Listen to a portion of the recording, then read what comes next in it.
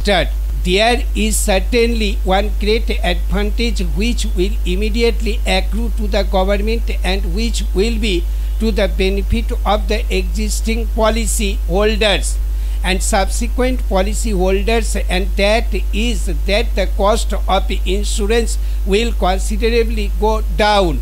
Even at present, the cost of postal life insurance is very much less than the cost of ordinary life insurance, and if it is thrown open to the general public also, the cost will be reduced still further, and that will be not only to the advantage of the government, because the government will be having the advantage of all the premiums that will be accruing therefrom, but the policy holders will also have the advantage of the reduced cost. For these reasons, I once again submit that I wholeheartedly support the suggestion made by Professor Ranga and the suggestion which has the support of Mr. Gupta also.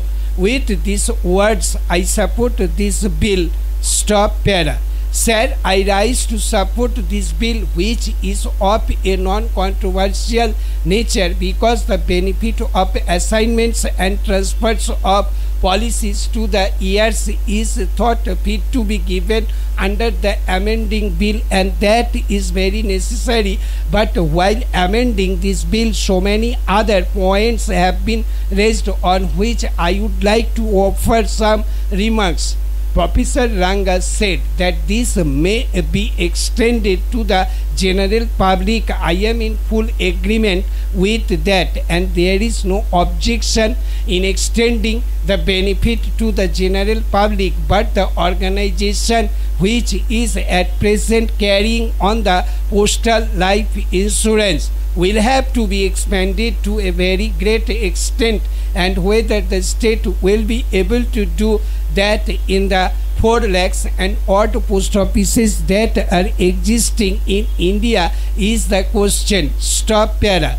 The second question is that some state governments have also their life insurance companies, and they are also having them in the public sector. All the states are under the government of India, and they can expand their activities all over the country, but even then it is not done, because every state has the responsibility of administration in one respect or the other, and I think the present duties which have fallen on each state to administer its own departments are too many for them to handle.